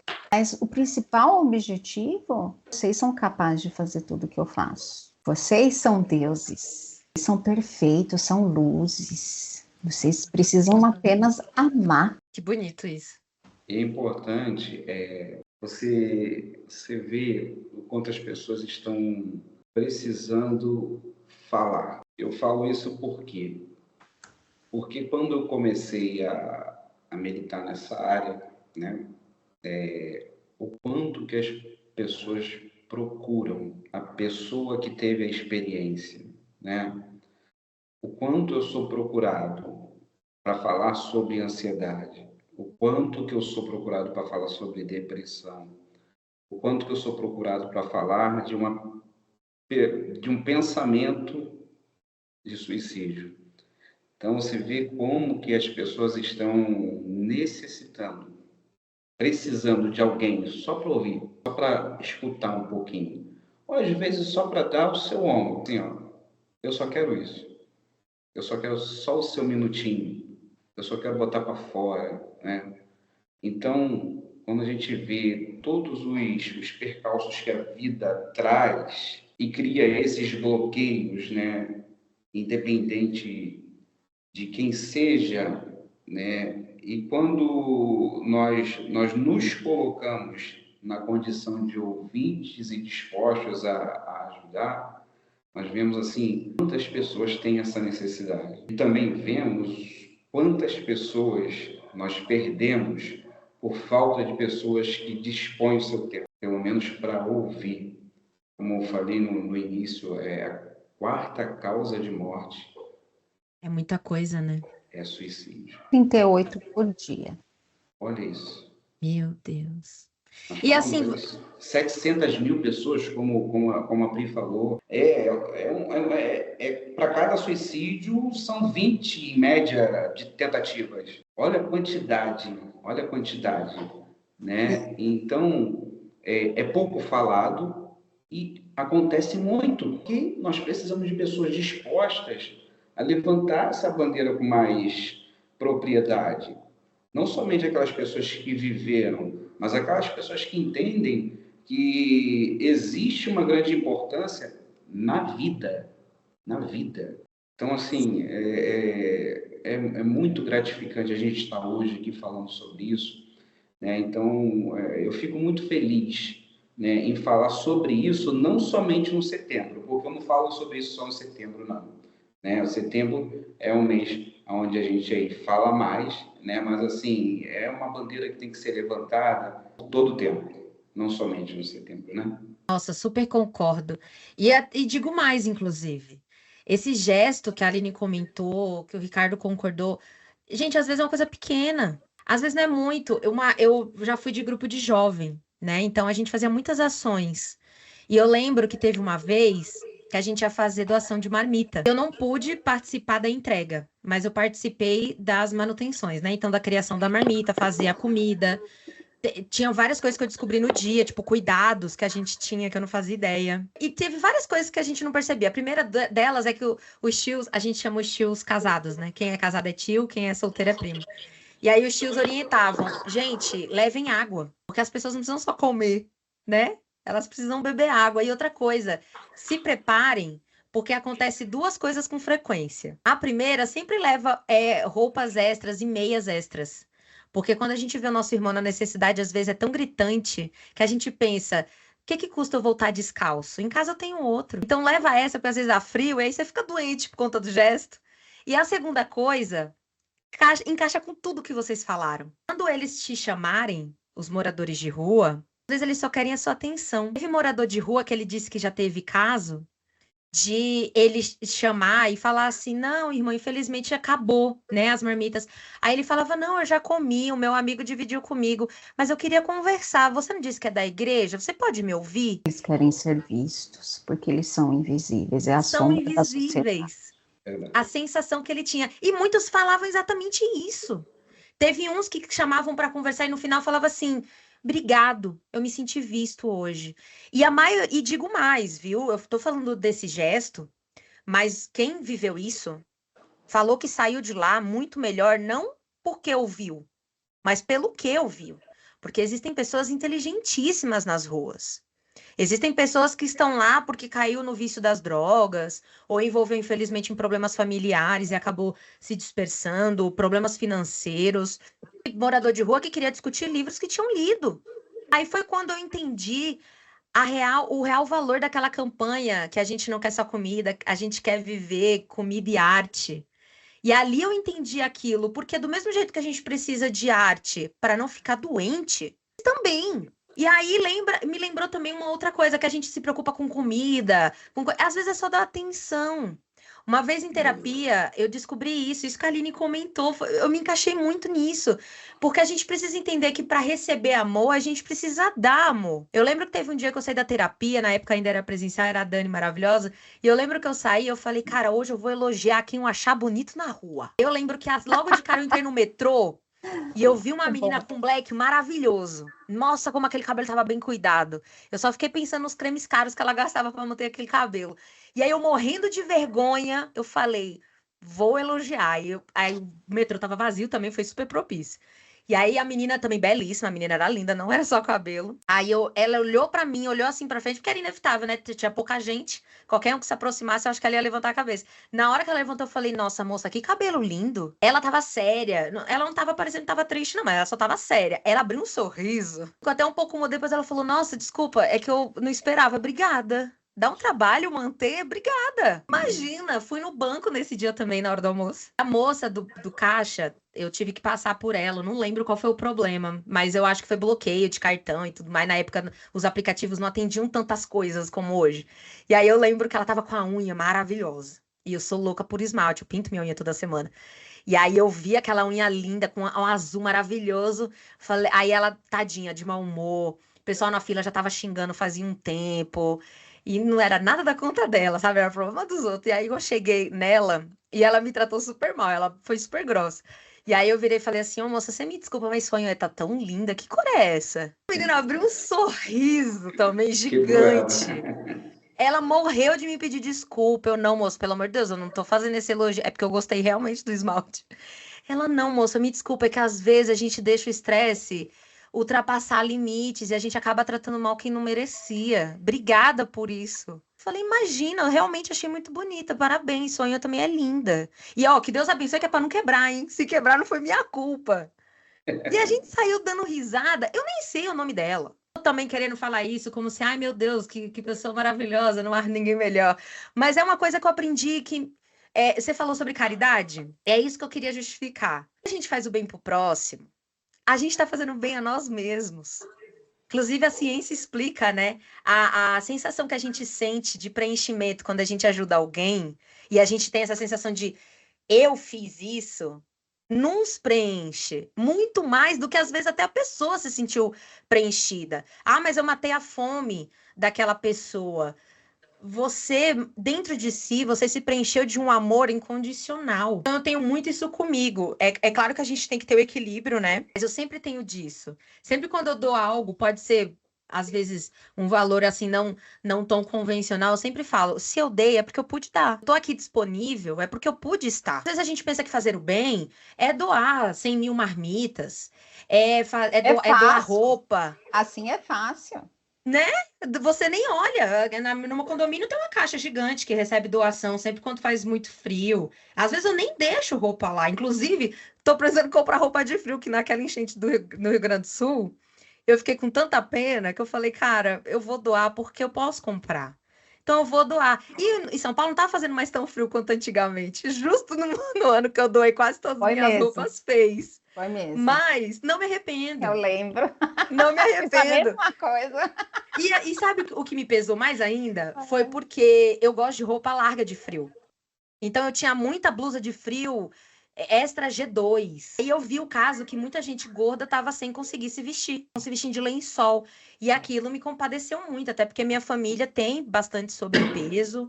E aí eu me sensibilizei ainda mais, assim. Eu falei, não, vou ajudar, porque literalmente não me custa. Fiquei com umas peças clássicas, Não, assim, tipo, que diante não da pode faltar. tragédia, como que a gente vai pensar nisso, cara? Diante daquela tragédia, a gente nem pensa num negócio desse que vai faltar pra Não. gente. Eu nem pensei, eu fui esvaziando. Foi a mesma coisa. E aí, no meu condomínio ainda teve uma moça que já morou lá. Uma senhora que já morou lá. E ela falou: olha, para quem quiser fazer a doação, eu estou aceitando ajuda tanto de doação quanto de na triagem. E aí eu me disponibilizei e falei: não, já que eu trabalho para mim de dia, eu vou dar o meu jeito. Eu vou tentar ajudar. Absurdo, tem gente que doa umas coisas muito sem noção, sabe? E assim, é uma questão de empatia. Você usaria isso?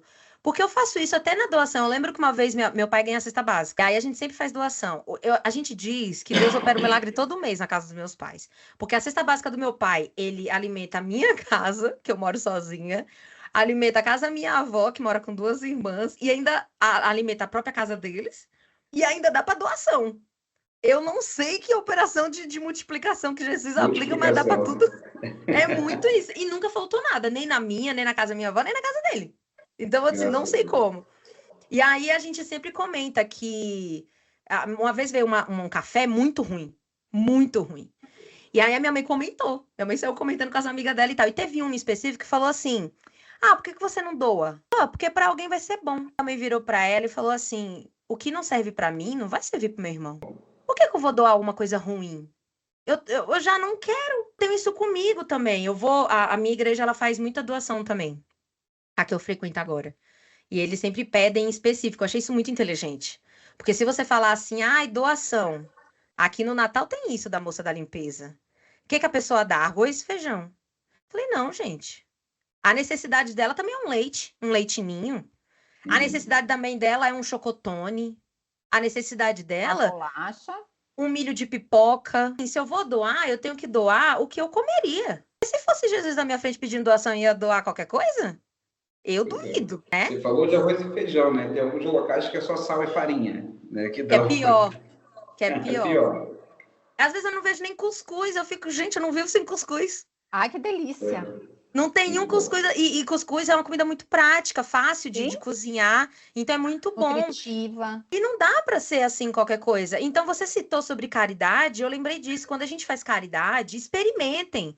A caridade pode ser isso, é um elogio, é você ver um óculos de alguém. E no começo eu tinha medo, no começo eu pensei assim, o que as pessoas podem pensar de mim, né? Podem pensar, sei lá, as mulheres podem pensar que eu tô com interesse nelas, podem pensar alguma coisa, porque o mundo tá maluco. Eu pensei, eu não sei o que as pessoas vão pensar, mas eu sei qual é a minha intenção. Se soar ruim, na hora eu até posso pedir desculpas se for o caso, né? Porque não tem problema nenhum se a pessoa viu de outro jeito. Mas eu vou continuar sendo. Então eu determinei nisso. Saí, vi uma pessoa com uma roupa legal, pô, que roupa bacana. Nossa, você é estiloso, né? Como pode? O que acontece? Queria ser assim. E aí a gente vai se elogiando e principalmente sem sabotar, porque a Aline comentou sobre o silenciamento, né? Que a gente se exclui e se isola, sobre isolamento, aliás. E o isolamento, ele dá voz aos sabotadores. Pelo menos eu não sei se isso é universal, mas comigo acontece muito. Então, enquanto eu tô com uma amiga, a amiga tá me fortalecendo. Poxa, Pri, você é muito bacana. Olha como você é legal. Nossa, depois de uma conversa contigo, eu fiquei até leve. Aí eu me excluo, não dou espaço para uma amiga falar essas coisas legais ao meu respeito. Eu vou ficar ouvindo quem não presta, que são os meus inconscientes que são contra E mim. as vozes. Que sempre são horríveis, sempre são os piores inimigos que alguém poderia ter. E aí eu fico pensando, cara, eu preciso mudar. Eu preciso mudar. E aí eu conversei com o meu terapeuta, inclusive foi pauta da semana passada. que eu preciso melhorar essa questão de socialização quando eu estou mal, porque é o que eu mais preciso ouvir. Eu não preciso ouvir quando é sempre bom, claro, sempre, por favor, sempre elogiem seus amigos. Mas quando você tá bem, você tá bem. E quando você tá mal, é um gesto pequeno que vai mudar seu dia. Então, primeiro que eu tô amando o que a gente tá fazendo aqui, o que a gente tá construindo aqui. Eu tô amando que deu muito match. Eu já sabia que o assunto ia dar, tá? Eu já tinha essa certeza absoluta. Mas eu tô amando que tá fluindo de uma maneira muito, muito bacana, justamente por isso. São pequenos gestos que fazem grandes diferenças na nossa vida. E eu tô falando de coisa grande no dia a dia. Eu tenho certeza que se esse episódio, uma pessoa que tiver com essa sensação ruim, que tiver nessa fase difícil e tiver cogitado o suicídio, eu tenho certeza que eu já vou ter cumprido o meu propósito com esse episódio. E se essa pessoa só ouvir esse episódio daqui a 3 meses do lançamento, para mim também já está cumprido, porque para além da religião, ou de em quem a gente acredita, ou no que a gente acredita, eu acho que o propósito que a gente tem é maior do que tudo isso. Então, por isso que é tão importante a gente respeitar o outro. Eu até comentei com o Ricardo que eu tenho interesse de fazer um episódio sobre intolerância religiosa também por isso, já que faz parte da gente acreditar em algo, por que que a gente desrespeita tanto o outro que pensa diferente? E eu não tô falando isso escapando do que a gente está conversando, porque, como a gente falou, isso afeta o nosso mental. E o nosso mental está atrelado a tudo. Sintomas psicológicos podem ocasionar efeitos físicos.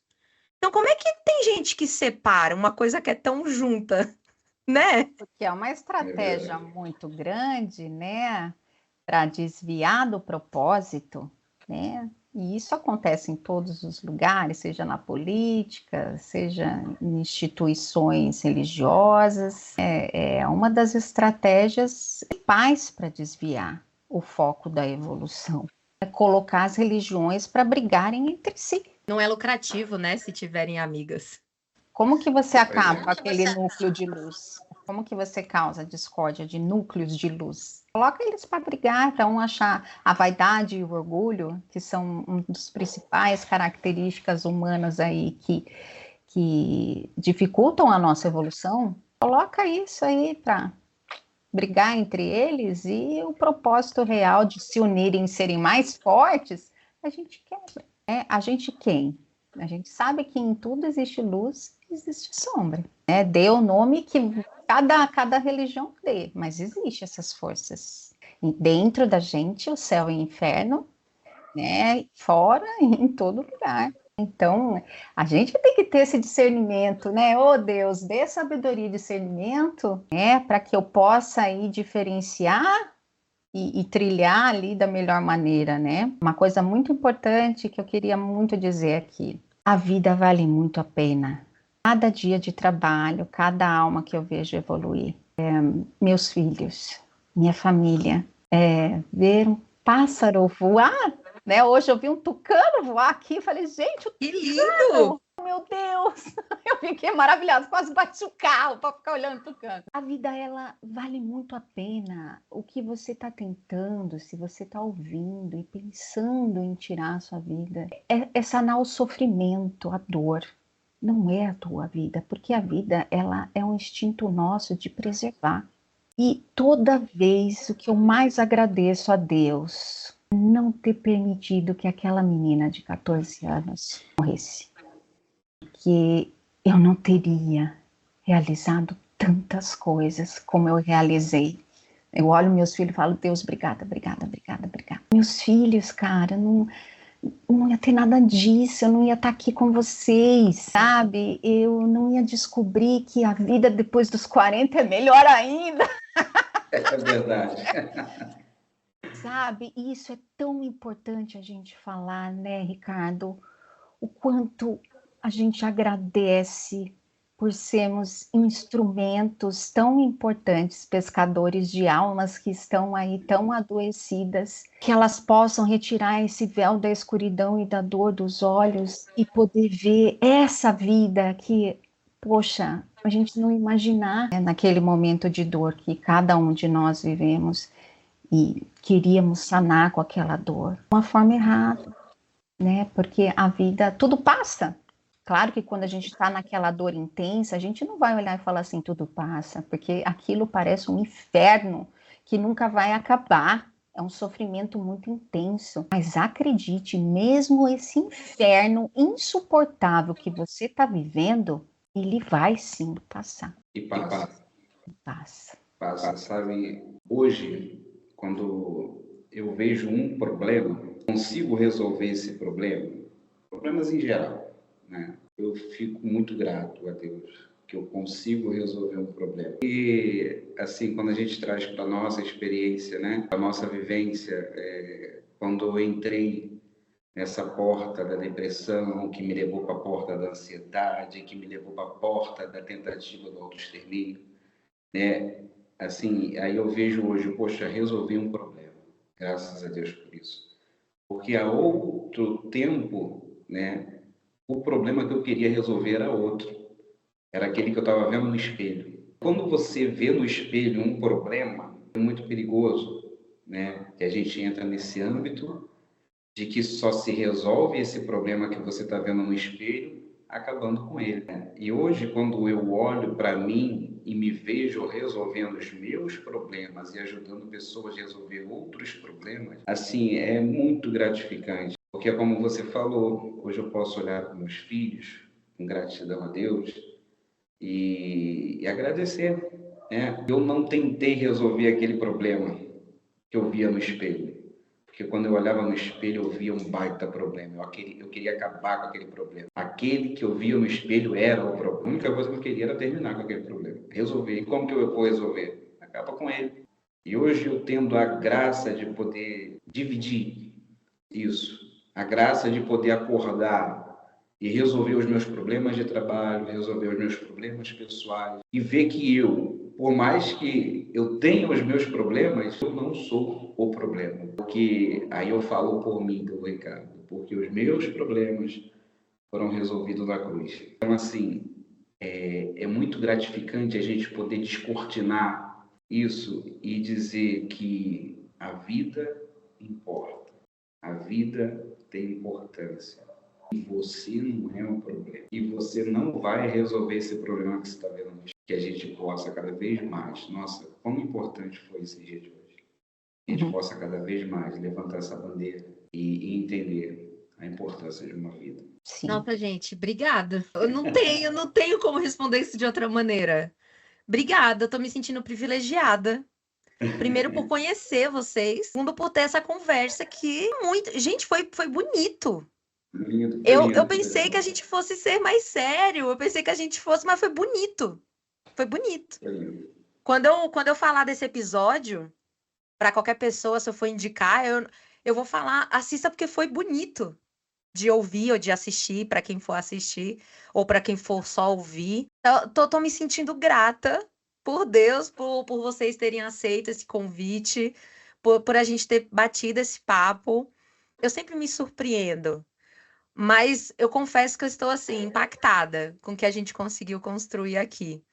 Geralmente, no final, eu ficaria horas conversando com vocês. Eu tô, assim, com o coração partido de ter que encerrar. Eu não queria encerrar. Acho que a gente vai ter que fazer uma outra continuação. Porque eu amei. Eu amei vocês. Eu amei conversar com vocês. Eu amei a nossa troca. Eu achei que fluiu super bem. Geralmente, eu peço indicações, livros, de perfis, mas eu não sei se vocês vão querer, eu vou dar espaço para vocês se despedirem, fazerem o que quiserem, porque esse podcast é de vocês. Mas eu queria antes acrescentar que livro eu indico do Ricardo. Quero muito, inclusive vou adquirir o meu, porque eu quero muito ler. Eu achei maravilhoso. E confesso que, ouvindo você falar, deu mais credibilidade ainda. Sim, por mais que o assunto seja pesado, seja complexo e tantas outras derivações que a gente até já mencionou no episódio, é por isso que eu não esperava um episódio tão bonito a respeito disso tudo. Então, obrigada por isso que vocês fizeram, antes de qualquer coisa, por mim, assim, sabe? Mas eu fico muito feliz da gente ter gravado, da gente ter registrado para ficar para o mundo. Porque vocês deram recados lindos, maravilhosos, assim. Tô ficando até redundante, perdão. Mas livro eu indico do Ricardo. E também indico o perfil dele, tá? Porque o perfil dele é muito legal. Eu gostei muito. Inclusive, super ativo. Foi ele que me deu a sugestão de... Não, cadê o material pra gente divulgar? Eu falei, gente, Bonitinho, amei demais. Vi lá também. Então, vão ver no perfil dele, porque é maravilhoso. Aline, eu indico de olhos fechados o seu perfil. Primeiro que a sua indicação não foi qualquer coisa, Minha entendeu? Minha Foi bonitinha. maravilhosa. Na hora que eu falei, gente, vamos falar. Eu preciso falar disso no episódio, mas eu acho que seria tão legal ter uma experiência, um profissional. Eles me deram os dois. Eu fiquei assim, foi muito coisa de Deus, cara. Primeiro que o episódio que eu fiz com eles também foi muito. Mas obrigada por você ter aceito. Eu que E, agradeço. pessoal, Essa mesmo. acompanha a Aline. A Aline é maravilhosa também. Ela tem conteúdos Obrigada. muito legais. Além de ser uma diva maravilhosa, né? Olhar para essa mulher todas as vezes que for pro perfil vai ser um Somos, deleite. meu amor, somos divas, meu amor. Muito obrigada mesmo. Antes de dar o checkmate, vou deixar espaço, mas fica as minhas indicações impecáveis, que eu exijo que vocês vão fazer isso e acompanhem, porque esse projeto aí do Ricardo já deixou um gostinho de quero mais. Já tem uma seguidora, tá? Assim que você startar, pode compartilhar que eu vou seguir, vou querer acompanhar. Sim. Vamos para cima. Pode contar com a gente, né? E esse sentimento de gratidão se estende a todos nós, né? Já que estamos aí falando sobre isso, esse foi um momento de doação e a gente que se sente preenchido também, a gente agradece, né? Eu falo por mim e pelo Ricardo também, que só pela carinha dele também tá todo feliz, pela oportunidade da gente exercer, né? A caridade. E importante, o que eu queria deixar de recado, que a vida vale a pena, né? O que eu falei antes, mas o CVV é uma rede gratuita, né? 188. E você pode ali ter um suporte imediato. O CVV, ele tem uma estrutura de preparo dessas pessoas e muito exigente. É perfeito o CVV. E tá aí, ó, né? Tá aí para todo mundo poder acessar. Então, é isso que eu queria colocar, a importância do CVV e agradecer imensamente, viu? Obrigada. Quero reforçar aí essa importância, né? Que a Aline citou desde já. Muita gratidão, Aline, muita gratidão, Bri. Tá? Compartilhar esse momento com vocês para mim foi mágico demais, né? Então, reforço aí o que a Aline falou. 188, CVV. Precisou, procura, Centro de Valorização da Vida. Tenha essa certeza que a sua vida tem importância, você é importante, né? E vamos levantar essa bandeira da vida, né? A bandeira é da vida. A bandeira não é de religião, não é de política, não é de nada. É da vida. A importância é a vida. Então, quero ser super grato, tá, Pri? Muito obrigado mesmo. Vamos repetir, tá? Se você quiser, a hora que você quiser, quando você quiser. A gente troca essa ideia e outras ideias que a gente precisar também. Estamos aí para somar, tá? Então, muito gratificante a gente falar hoje sobre vida, né? A gente abordou um tema pesado, mas o que a gente abordou mais foi sobre vida. Então, se estamos aqui, nós temos vida para gerar vida. Então, que Deus abençoe vocês, abençoe a família de vocês, abençoe os ouvintes, aqueles que puderam, né, assistir por completo. Que Deus abençoe muito, muito, muito. A gente está aí, a minha rede social está aí. Pode me procurar, pode me chamar, eu atendo a todos, eu converso com todos, eu falo com todos, na medida do possível, é claro. Tá bom? Muito obrigada. A Aline comentou sobre o propósito do Ricardo, mas eu vou colocar aqui, os dois têm propósitos lindos. Que bom que não deu certo seu plano lá com os 14 anos. Que bom que Deus te protegeu de alguma maneira e te trouxe até aqui. Ricardo, a mesma coisa, que propósito lindo. Eu tô realmente... Confesso que assim, quem me indicou já puxou uma sardinha bacana.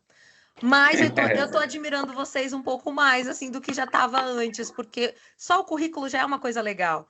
Mas eu vou deixar aqui na descrição tudo que vocês indicaram, o perfil de vocês, o link. Quero ninguém com desculpa de que não conseguiu encontrar, não. Tá tudo linkado aqui na descrição. Peçam ajuda, gente. Busquem ajuda. Não existe fraqueza no pedir ajuda.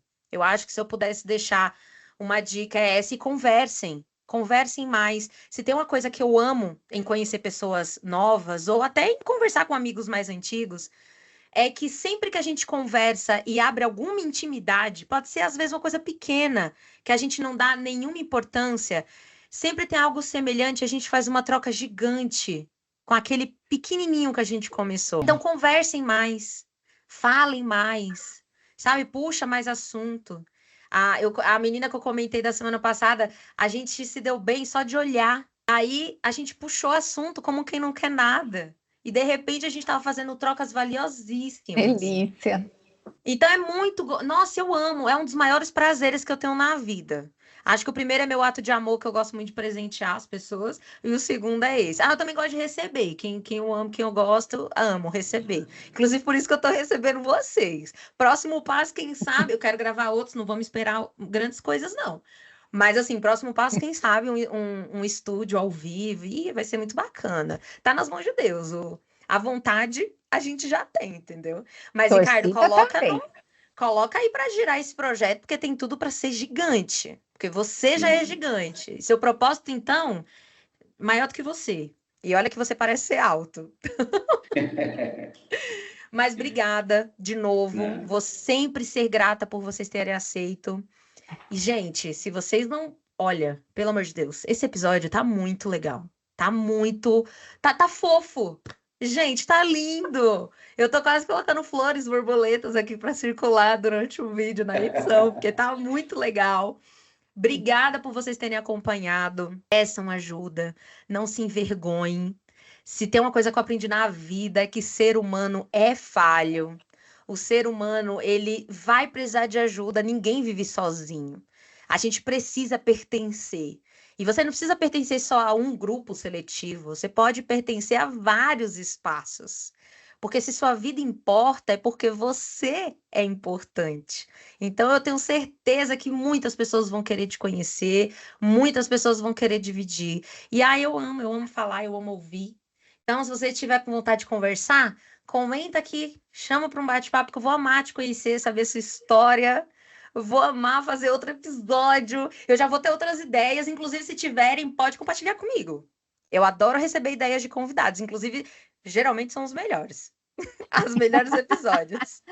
Gente, toda quinta-feira, às 18 horas, episódio novo. Eu tô muito feliz com esse episódio. Meu Deus, vou ficar repetitiva. Mas eu espero que vocês tenham gostado. Eu espero que vocês compartilhem. Compartilha muito esse episódio com quem você nem imagina que precisa, com quem vem no seu coração. Vê alguém no seu coração quando você ouviu, você pensou em alguém. Às vezes uma intuição muito forte. Eu digo que não tem intuição. É Deus mandando um sinalzinho aí no seu ouvido, colocando ideias na sua cabeça. Siga seu coração. Encaminha essa conversa para quem você acha que precisa. Encaminha para quem você acha que vai gostar. Encaminha para o seu amigo que está cursando psicologia. Olha o nosso futuro psicólogo. Tô muito feliz com essa notícia, porque realmente cabe muito a você. Eu espero que vocês tenham ficado até o final. Fiquem, porque tá imperdível esse episódio, tá rico, tá maravilhoso. E eu acho que eu vou assistir no looping. Tem episódios que eu gosto muito de editar, porque eu revejo. Eu tenho certeza que eu vou rever na edição e vou ficar revendo depois de programada. Eu espero muito que vocês usufruam dessa mensagem que a gente deixou, porque eu acho que não tem nada mais bonito do que isso que a gente fez hoje. E aí, eu não queria encerrar, sabe? É o primeiro episódio que eu não quero encerrar, não quero dar tchau, não quero dar meu cheiro oficial. Mas é isso. Até breve, né?